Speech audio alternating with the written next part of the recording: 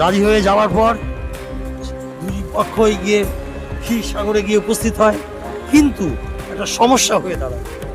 অত বড় মন্দার পর্বত কিভাবে তাকে জড়িয়ে ধরে সমুদ্র মন্থন করবে? তার জন্য তো একটা রশি দরকার। সে রশি তারা তখন কোথায় পাবে?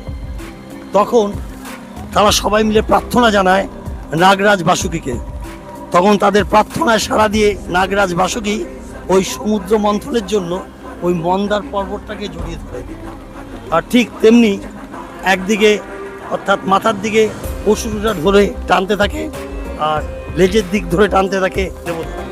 তো শুরু হয় সমুদ্র মন্থন। তখন ক্ষীরসাগরে ঢেউ উথাল পাতাল করছে, যেন বিশ্ব ব্রহ্মাণ্ড শেষ হয়ে যাবে এরম উপক্রম। তখন হঠাৎ দেখে দেবতারা যে মন্দার পর্বত আস্তে আস্তে সমুদ্রের নিচে চলে যাচ্ছে।